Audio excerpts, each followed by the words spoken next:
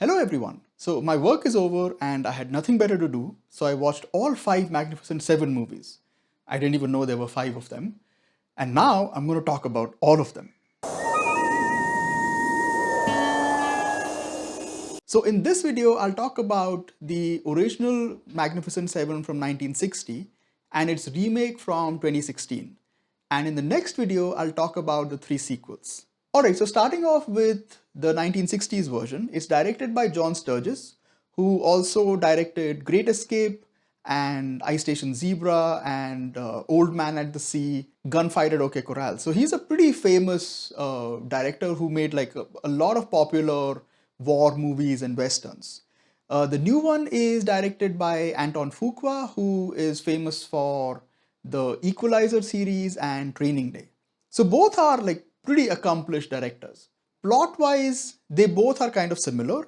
The original is actually a remake of the very famous Akira Kurosawa movie named Seven Samurai. The new one is a remake of the 1960s version, but it also tries to take elements from the original Seven Samurai. So the plot of the original is almost picked up from Seven Samurai, which is it takes place in this small village. In this one, in the original, it's Japan in Seven Samurai. In this one, it's taking place in Mexico. So it's this small village that gets routinely raided by these bandits led by Calvera. And the bandits ride in and they steal everything and they steal all their food and they leave the farmers to starve. So the farmers eventually get fed up and say, okay, you know what? We're going to gather some money and we're going to go buy some guns. So they come to like the closest American town and there they end up meeting Yul Brynner. And Yul Brynner says like, don't buy guns because you don't know how to use guns. So instead hire gunfighters. Will you buy guns for us? Guns are very expensive and hard to get. Why don't you hire men? Men? Gunmen. Nowadays, men are cheaper than guns. And so that's the rest of the movie. So they hire some gunfighters who then go back to their village and help them fight Calvera and his bandits. So with the new one, there's a slight difference wherein instead of setting it in Mexico, you get like this small town in like Midwest America or somewhere in America. I don't know if it's the Midwest.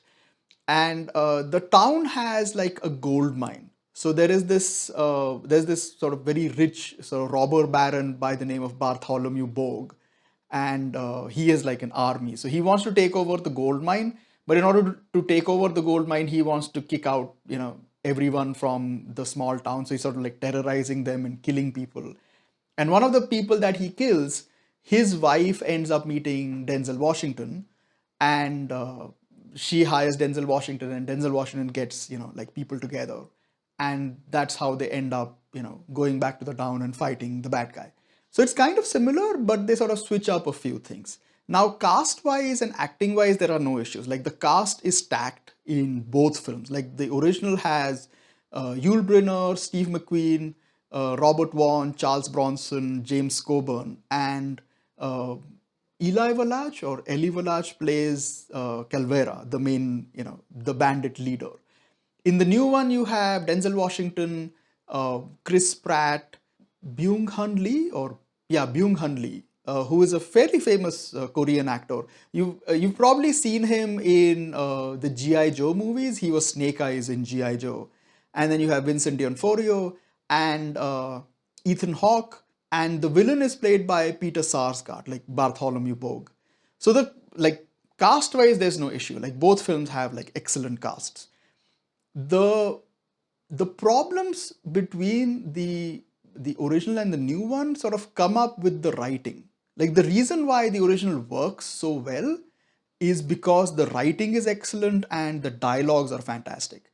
So it has like fairly sort of witty, funny dialogues, but it also has like moments that are sort of very melancholic and where you have like the gunfighter sort of thinking about their lives and the kind of lives they could have had if they weren't gunfighters. This one, the cast is great, but the writing really isn't up to the mark. So there's nothing really memorable about the dialogues, or you don't have any scenes that really sort of stand out from a dialogue standpoint. So that's the big difference. Now, beyond that, there are a bunch of other issues that I have with the film, with the new one especially. Like one of the things that sort of really stood out is the way the characters get introduced in the original versus the new one. So the original has this great scene where when the villagers first show up in town, they see like this Native American has died, and there's this argument going on, which is that the townsfolk don't want him buried in Boot Hill. So Boot Hill is supposed to be where they bury all the criminals and the derelicts and the drunks and like people that no one really cares about, but they don't want to bury the Native American over there. How do you like that? I want him buried. You want him buried. And if he could sit up and talk, he'd second a motion. Now, that's as unanimous as you can get. So at that point, like Yul Brynner and Steve McQueen sort of volunteer, and they're like, we'll take him up to Boot Hill. Like, we don't care if the townsfolk, try to get in our way, because no one wants to take that risk. And what that scene does is it sort of really establishes the characters of Yul Brynner and Steve McQueen, as in like they are not just gunfighters, but they're also like good guys. Like they have a sense of right and wrong, and that's a very nice way to sort of establish that. With the new one, you have like Denzel Washington, who's supposed to be like a warrant officer, so he's sort of like a government appointed bounty hunter, but he's in town and he's just hunting this guy who's run away. So it's still fine, like he's a warrant officer who's hunting down a bad guy. But it's sort of like the difference between like Superman catching a criminal versus Superman rescuing a cat from a tree. So you have like, they both have different emotional impacts, as in like, what the character believes in. So beyond that, like this is not really a negative, but just sort of comparing the two, the new one has like a lot more action. Okay, like the original is surprisingly low on action. Like you have the opening where the bandits arrive, in the village, and then you have like this very minor action scene with the Native American that they have to take to Boot Hill, and you have like this small fight scene when they first run into Calvera, like the Magnificent Seven run into Calvera. We deal in lead, friend. So do I. We're in the same business, huh? And then you have like the end battle, which is barely about like 8 to 10 minutes. The new one, you have, like you have a big action scene, or not an action scene, but you have like this big scene with Bartholomew Berg in the beginning. Then you have Denzel Washington's big gun battle when he first gets introduced. You have another huge gun battle when they reach the town for the first time.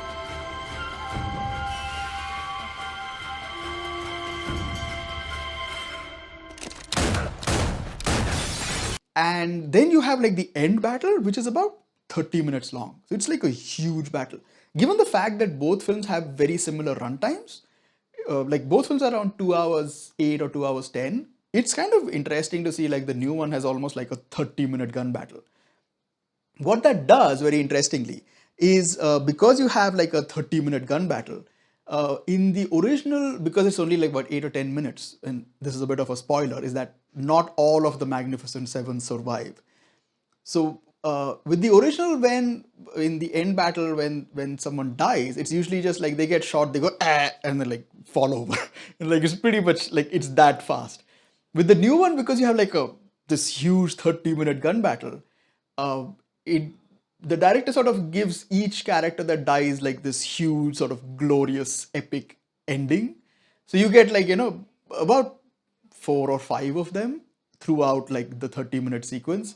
So it's pretty nice, but again, like coming to the ending and talking about the villains, Calvera again is a much better villain than Bartholomew Berg, because sort of like again, because of the writing and also like the way Elie Wallach plays him. Elie Wallach plays him with like much more sort of flair. He's much more colorful. He's kind of funny and sarcastic.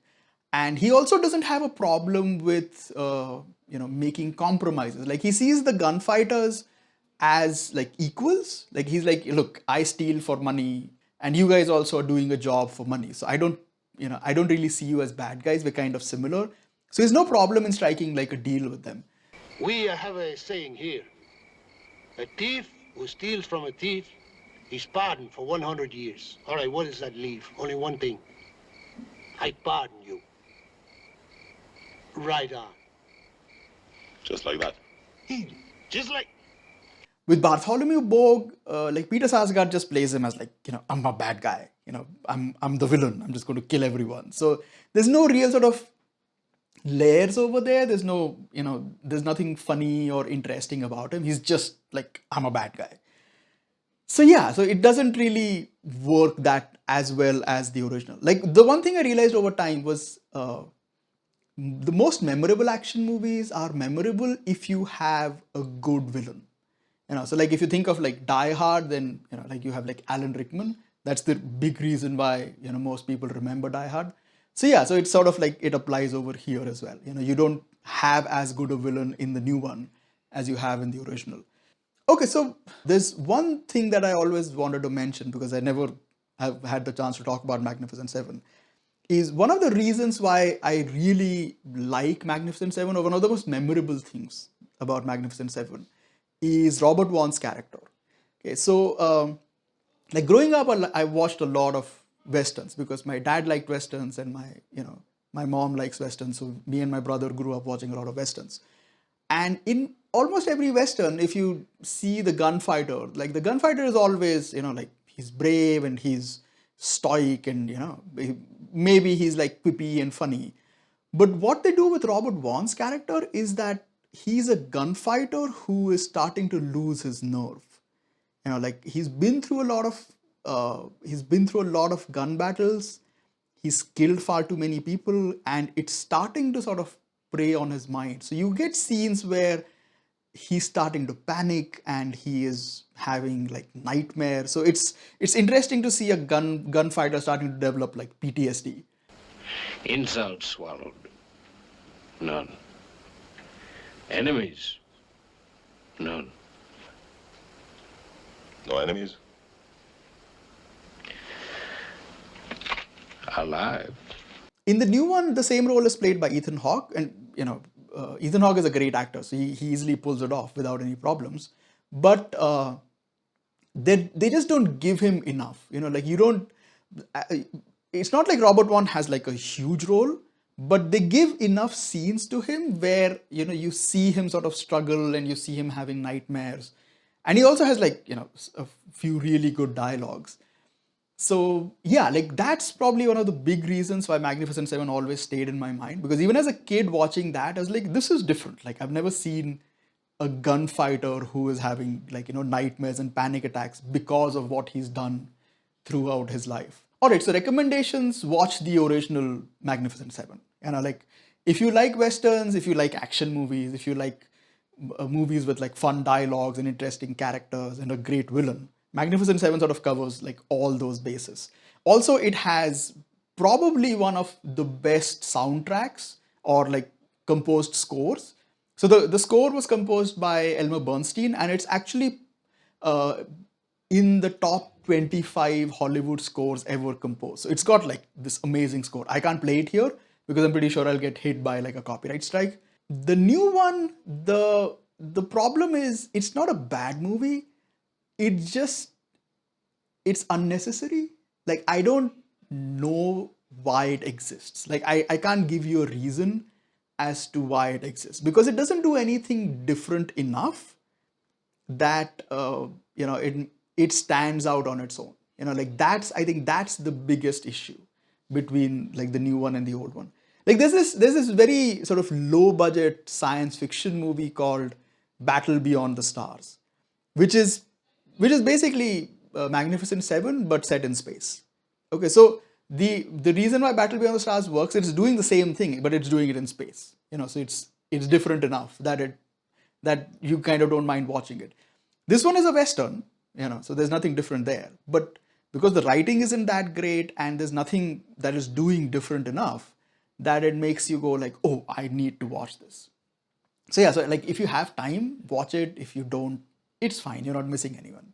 All right, so the next video I will talk about the 3 sequels to Magnificent Seven, which are Return of the Seven, Guns of Magnificent Seven, and the Magnificent Seven Ride.